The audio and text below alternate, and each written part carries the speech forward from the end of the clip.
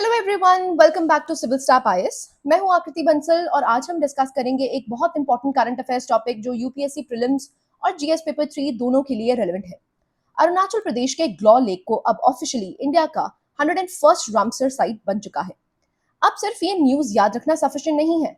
UPSC इस topic से Ramsar convention, wetlands, Montreux record, wetland conservation और बायोडाइवर्सिटी पर कॉन्सेप्चुअल क्वेश्चंस भी पूछ सकता है। इसलिए वीडियो को एंड तक जरूर देखिए। हम कंप्लीट एग्जाम ओरिएंटेड एनालिसिस करेंगे। सबसे पहले समझते हैं कि ये न्यूज में क्यों था। रिसेंटली अरुणाचल प्रदेश के ग्लॉ लेक को रामसर कन्वेंशन के under wetland of international importance declare किया गया है। इसके साथ ही दो इंपॉर्टेंट फैक्ट्स याद रखिए। पहला, ये अरुणाचल प्रदेश का पहला रामसर साइट है। दूसरा, इंडिया के रामसर साइट्स की टोटल संख्या अब 101 हो गई है। एक और ट्रेंड यूपीएससी के लिए इंपॉर्टेंट है। 2014 तक इंडिया में सिर्फ 26 रामसर साइट्स थी और 2026 तक ये नंबर बढ़कर 101 हो गया है। ये इंडिया की वेटलैंड कंजर्वेशन पॉलिसी और बायोडाइवर्सिटी प्रोटेक्शन की कमिटमेंट को शो करता है। प्रीलिम्स में डायरेक्टली पूछा जा सकता है अरुणाचल प्रदेश का फर्स्ट रामसर साइट कौन सा है, तो आंसर होगा ग्लॉ लेक। अब लोकेशन देखते हैं। ग्लॉ लेक है कहां सिचुएटेड? ये अरुणाचल प्रदेश के लोहित डिस्ट्रिक्ट में लोकेटेड है और ये कामलांग टाइगर रिजर्व और वाइल्ड लाइफ सैंक्चुरी के अंदर प्रेजेंट है। ये पॉइंट इंपॉर्टेंट है क्योंकि यूपीएससी प्रोटेक्टेड एरियाज को फ्रीक्वेंटली मैप बेस्ड क्वेश्चंस में पूछता है। अब इकोलॉजिकल इंपॉर्टेंस देखिए। ये lake eastern Himalayan biodiversity hotspot का पार्ट है। हॉटस्पॉट का मतलब क्या होता है? हाई बायोडाइवर्सिटी, लेकिन यहाँ पर हाई लेवल ऑफ एंडेमिज्म भी है। साथ ही ये एक प्रिस्टाइन फ्रेश वाटर लेक भी है। प्रिस्टाइन का मतलब almost untouched by human activities. इसी वजह से इसका इकोलॉजिकल वैल्यू काफी हाई है। अब लेक के फिजिकल कैरेक्टरिस्टिक्स को देखते हैं। ये लेक पेरेनियल माउंटेन स्ट्रीम्स को कॉन्टिन्यूसली फीड होती है, मतलब साल भर इसमें पानी बना रहता है। लेक डेंस फॉरेस्ट से सराउंडेड है, इसलिए ह्यूमन डिस्टर्बेंस बहुत कम है। ये area high rainfall Himalayan zone में आता है। इसी वजह से water availability through out the year maintain रहती है और इसी वाटर अवेलेबिलिटी की वजह से एक्वाटिक और टेरेस्ट्रियल दोनों इकोसिस्टम स्टेबल रहते हैं। एग्जाम में अगर इकोसिस्टम स्टेबिलिटी या वाटरशेड कंजर्वेशन का क्वेश्चन आए तो आप ग्लॉ लेक जैसा एग्जाम्पल मेंशन कर सकते हो। अब सबसे important aspect, biodiversity. Glow lake के सराउंडिंग फॉरेस्ट में मोर देन 150 ट्री स्पीशीज पाई जाती हैं। साथ ही अराउंड 49 रेयर ऑर्चिड स्पीशीज भी मिलती हैं। फौना की बात करें, यहाँ मैमल्स, बर्ड्स, रेप्टाइल्स, एम्फिबियंस और एक्वाटिक ऑर्गेनिजम्स का रिच डाइवर्सिटी प्रेजेंट है। ओवरऑल ये एरिया ईस्टर्न हिमालयस के इंपॉर्टेंट बायोडाइवर्सिटी हॉटस्पॉट्स में काउंट होता है। मेंस आंसर में आप लिख सकते हो, wetlands act as biodiversity reservoirs supporting both aquatic as well as terrestrial ecosystem. ये लाइन एग्जामिनर को इंप्रेस कर सकती है। अब क्वेश्चन आता है, रामसर टैग मिलने से फायदा क्या होता है? सबसे पहला, इंटरनेशनल रिकॉग्निशन मिलती है। दूसरा, बेटर मैनेजमेंट और साइंटिफिक कंजर्वेशन पॉसिबल होता है। तीसरा, वेटलैंड रिस्टोरेशन प्रोजेक्ट्स को बूस्ट मिलता है। क्लाइमेट रेजिलियंस इंप्रूव होती है, वाटर कंजर्वेशन स्ट्रेंथन होता है और लोकल कम्युनिटीज के लिए सस्टेनेबल लाइवलीहुड क्रिएट होते हैं। इको टूरिज्म अपॉर्चुनिटीज भी इंक्रीज होती हैं। ध्यान रखिए, रामसर साइट डिक्लेयर होने का मतलब यूनेस्को वर्ल्ड हेरिटेज साइट नहीं होता। ये दोनों कंप्लीटली डिफरेंट डेजिग्नेशंस हैं।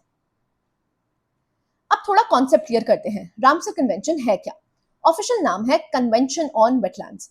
ये दुनिया का पहला इंटरनेशनल ट्रीटी है जो स्पेसिफिकली वेटलैंड्स की कंजर्वेशन के लिए बनाया गया था। इसे 1971 में ईरान के रामसर सिटी में अडॉप्ट किया गया। इसी सिटी के नाम पर इसका कन्वेंशन भी पड़ा। कन्वेंशन 1975 में इन्फोर्स हुआ और यूनेस्को इसका डिपोजिटरी ऑर्गेनाइजेशन है। सबसे इंपॉर्टेंट ऑब्जेक्टिव याद रखिए, conservation and wise use of wetlands. यहां UPSC wise use phrase directly पूछ सकता है। इंडिया कब ज्वाइन हुआ? कन्वेंशन इंडिया के लिए 1 फरवरी 1982 से इफेक्टिव हुआ और अब इंडिया के पास टोटल 101 रामसर साइट्स हैं। इंडिया दुनिया के उन कंट्रीज में इंक्लूड होता है जिनके पास सबसे ज्यादा रामसर साइट्स हैं। ये इंडिया की एनवायरमेंटल डिप्लोमेसी और कंजर्वेशन एफर्ट्स को रिफ्लेक्ट करता है। प्रीलिम्स में डेट या नंबर दोनों ही इंपॉर्टेंट हो जाते हैं। अब क्वेश्चन आता है, किसी वेटलैंड को रामसर साइट्स का स्टेटस कैसे मिलता है? कन्वेंशन ने टोटल 9 इंटरनेशनल क्राइटेरिया डिफाइन किए हैं। ये क्राइटेरिया ब्रॉडली 3 कैटेगरीज में डिवाइड किए जा सकते हैं, biological, environmental and conservation based. अगर हम बायोलॉजिकल की बात करें तो इसमें इकोलॉजी, बॉटनी, जूलॉजी को कंसिडर किया जाता है। एनवायरमेंटल में hydrology, limnology and rare ecosystem को इंक्लूड किया जाता है।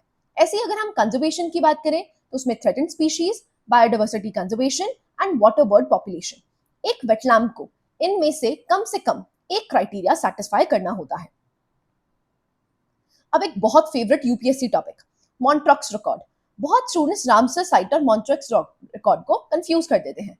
मॉन्ट्रॉक्स रिकॉर्ड एक्चुअली रामसर कन्वेंशन का एक स्पेशल रजिस्टर है। इसमें उन रामसर साइट्स को इंक्लूड किया जाता है जिनकी इकोलॉजिकल कैरेक्टर डिग्रेड हो रहा है, चेंज हो चुकी हो या फिर फ्यूचर में चेंज होने का रिस्क हो। रीजन क्या हो सकते हैं? Pollution, unsustainable land use, human interference, technological developments.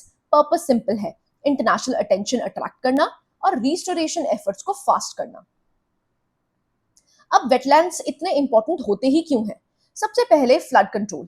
ये नेचुरल स्पॉन्ज की तरह एक्सेस वाटर अब्सॉर्ब करते हैं। दूसरा है ग्राउंड वाटर रिचार्ज। तीसरा है वाटर प्यूरिफिकेशन। चौथा है कार्बन सीक्वेस्ट्रेशन। इसलिए वेटलैंड्स क्लाइमेट चेंज मिटिगेशन में भी इंपॉर्टेंट रोल प्ले करते हैं। ये माइग्रेटरी बर्ड्स के हैबिटेट होते हैं और फिशरीज, एग्रीकल्चर और लोकल लाइवलीहुड्स को भी सपोर्ट करते हैं। एक और important fact, world wetland day हर साल 2 फरवरी को सेलिब्रेट किया जाता है। ये डेट प्रीलिम्स के लिए याद रखिए। तो आज हमने कवर किया ग्लॉ lake, Ramsar site, Ramsar convention क्या है, इंडिया की रामसर जर्नी कैसी रही है, डेजिग्नेशन क्राइटेरिया क्या होता है, मॉन्ट्रेक्स रिकॉर्ड बेसिकली क्यों बनाया गया है और वेटलैंड्स की इकोलॉजिकल इंपॉर्टेंस क्या है। अगर आपको ये लेक्चर हेल्पफुल लगा हो तो वीडियो को लाइक करिए, अपने यूपीएससी एस्पिरेंट फ्रेंड्स के साथ शेयर करिए और सिविल स्टाफ आईएएस को सब्सक्राइब करना मत भूलिए। मैं हूं आकृति बंसल, मिलते हैं नेक्स्ट करंट अफेयर्स सेशन में। Thank you everyone.